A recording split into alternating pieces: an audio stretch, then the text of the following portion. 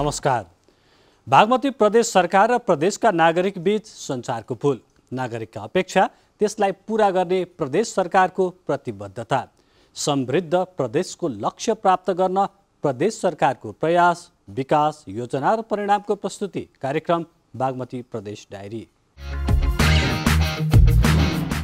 दर्शकवृन्द, बागमती प्रदेश डायरीमा हामीले प्रदेशका नागरिकको चाहना र जनअपेक्षा पूरा गर्न बागमती प्रदेश सरकारले गरिरहेका काम, योजनाहरूको निर्माण र तिनको कार्यान्वयनसँगै नागरिकका आवाजलाई प्रदेश सरकारसँगको सहकार्यमा कार्यक्रमको निर्माण गरी प्रस्तुत गर्दै आइरहेका छौँ। बागमती प्रदेशका प्रमुख यादव चन्द्र शर्माले 112औं अन्तर्राष्ट्रिय महिला दिवसका अवसरमा सम्पूर्ण नेपाली नारीहरूमा सुख, शान्ति एवं समृद्धिका लागि शुभकामना व्यक्त गर्नुभएको छ।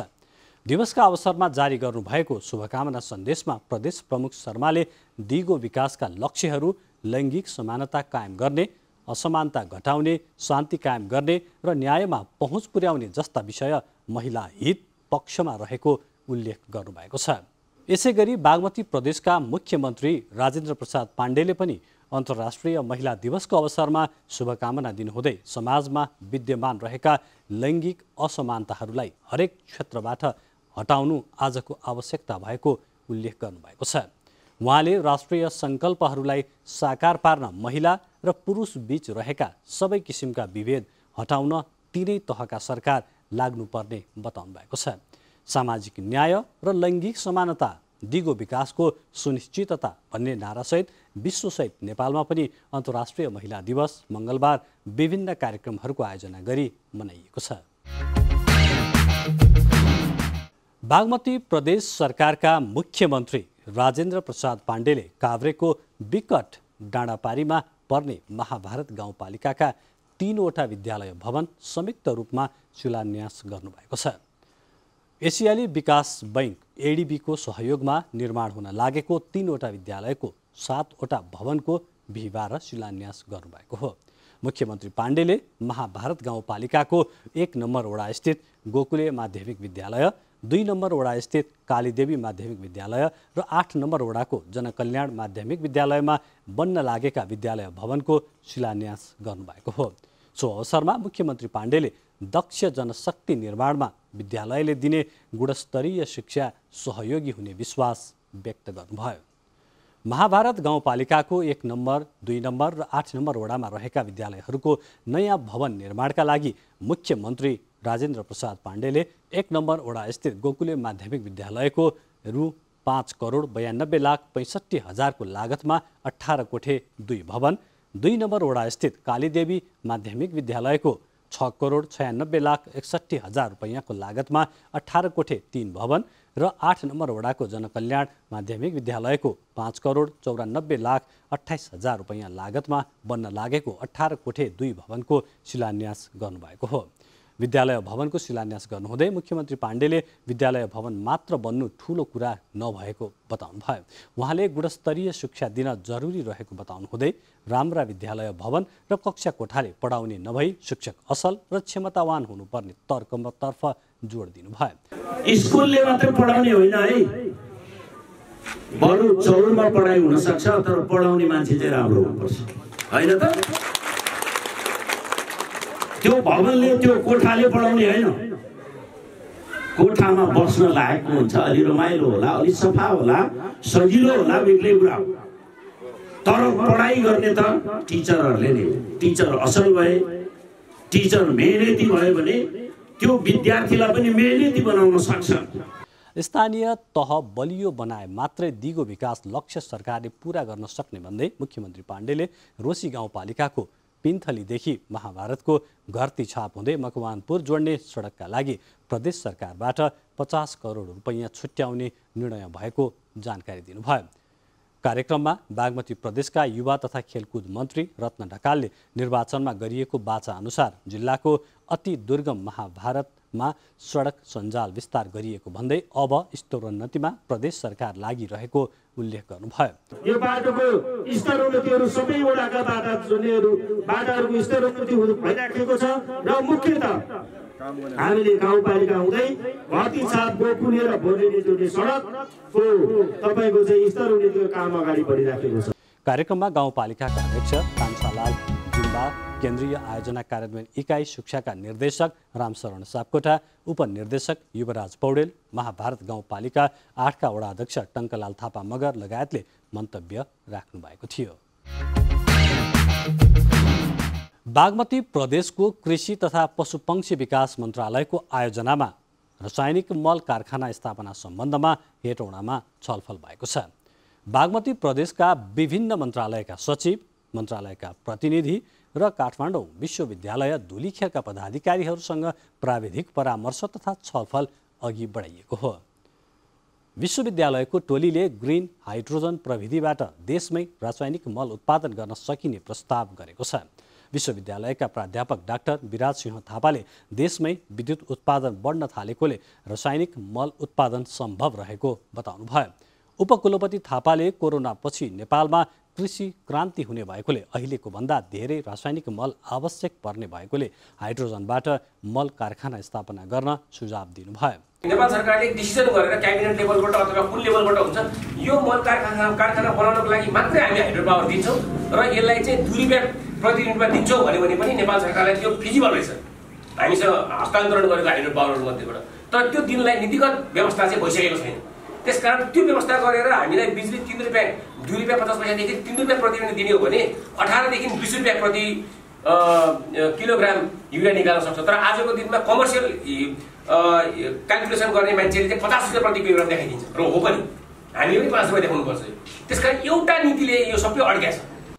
कृषि क्षेत्रको लागि मल उत्पादन उद्योगलाई विद्युतमा सहुलियत दिने हो भने सस्तोमा मल उत्पादन गर्न सकिने तथा प्रति युनिट 3 रुपैयाँसम्म विद्युत प्राप्त भए प्रति केजी 19 रुपैयाँमा रासायनिक मल उत्पादन गर्न सकिने विश्वविद्यालयका डाक्टर राम लामाले बताउनुभयो। प्रदेश सरकारले पनि साधन न्यूनतम कार्यक्रम 2078 मा मल कारखाना खोल्नलाई पहल गर्ने भन्ने चाहिँ राखेको हुनाले र काठमाडौँ विश्वविद्यालयले यसमा अध्ययन अनुसन्धान गरेको हुनाले दुईटाको चाहिँ एउटा एकाडेमिक र एउटा सरकारको कोअपरेसन भयो भने निश्चय नै यो एउटा मल कारखाना उत्पादनमा प्राविधिक रूपमा काठमाडौँ विश्वविद्यालयले सहयोग गर्ने र यो प्रदेश सरकारले चाहिँ यसमा चाहिँ इम्प्लिमेन्टेसनमा कार्यान्वयनमा गयो भने यसले चाहिँ निकास पाउन सक्छ।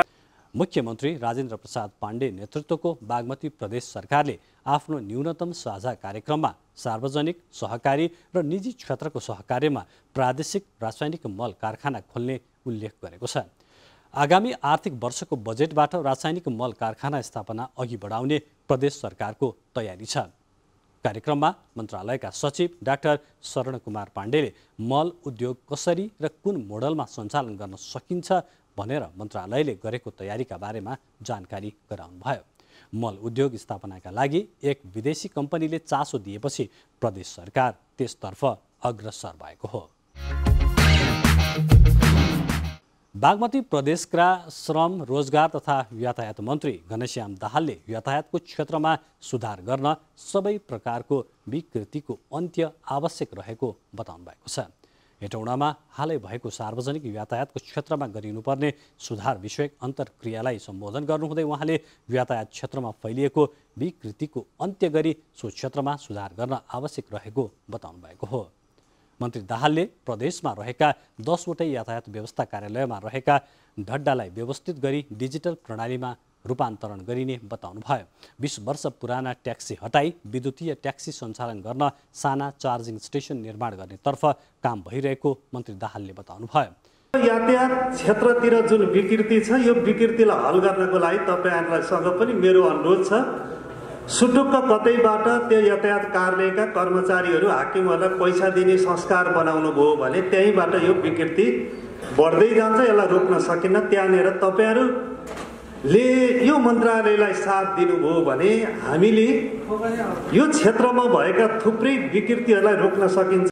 श्रम, रोजगार तथा यातायात मन्त्रालयका सचिव नेत्रप्रसाद सुवेदीले सवारी नम्बरमा प्रादेशिकरण, साधनको सरुवा, सहमति दर्ता लगायतको शुल्कमा एकरूपता ल्याउनु पर्ने तथा अन्तर प्रदेशको समन्वय समेतको आवश्यकता देखिएको बताउनु भयो। कर बुझाउनको लागि चाहिँ अघि यहाँ यो प्रस्तुतिमा पनि आयो, सम्बन्धित प्रदेशीकरण गर्दाखेरि चाहिँ सम्बन्धित कार्यालयको चाहिँ सहमति लिनुपर्ने भन्ने पनि आयो। वास्तवमा त्यो कुरा त्यति न्यायिक मलाई पनि लागेन।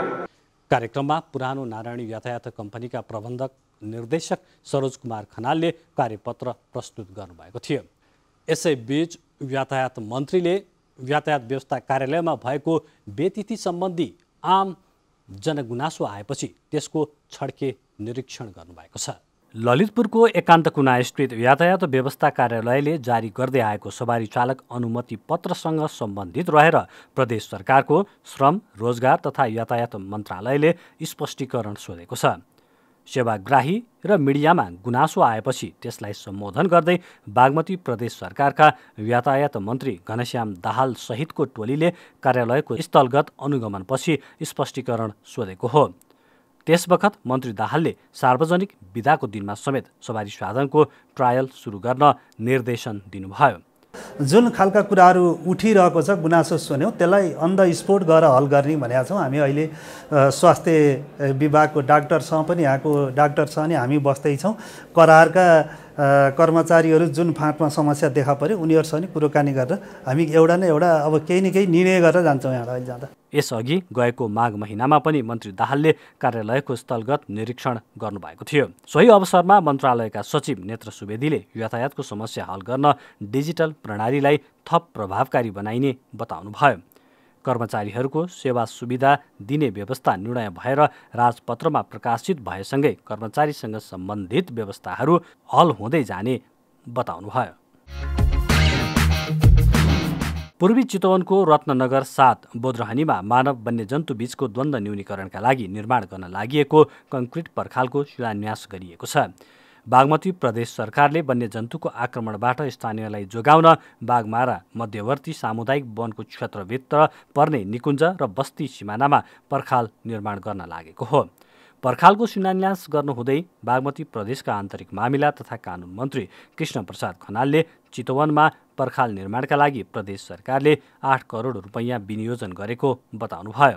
स्थानीयको जीवन रक्षा गर्ने दायित्व सरकारको रहेको भन्दै मन्त्री खनालले निकुञ्जको सिमानामा बस्ने समुदायको रक्षाका लागि पर्खाल निर्माण सुरु गरिएको बताउनुभयो।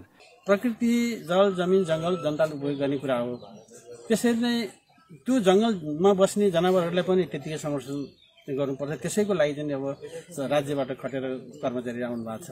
तर जुन ठाउँमा चाहिँ त्यो चिजहरू छन् त्यस्ता चिजहरूलाई चाहिँ सदुपयोग त्यही ठाउँको जनताले गर्न पाउने कुराको चाहिँ बाटो हुन्छ। सरलीकरण, सहजीकरण गर्ने कुरामा चाहिँ नै वार्ड पनि त्यसमा ध्यान दिनुपर्छ।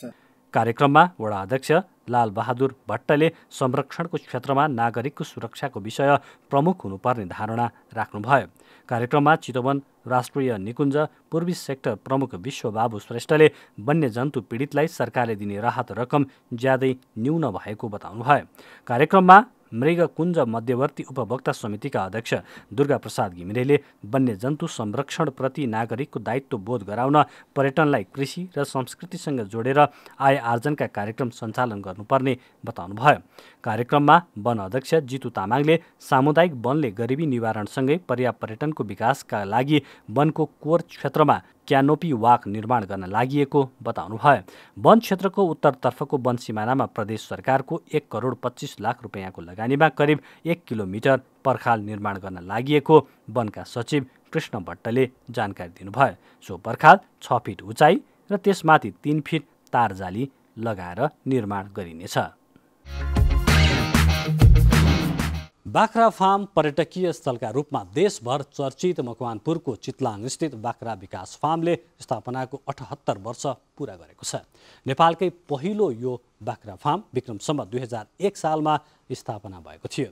बाख्रा, भेडा र खरायो पालन गर्दै आइरहेको सरकारी फार्म 305 रोपनी क्षेत्रफलमा फैलिएको छ भने 108 रोपनी चरीचरण क्षेत्र छ।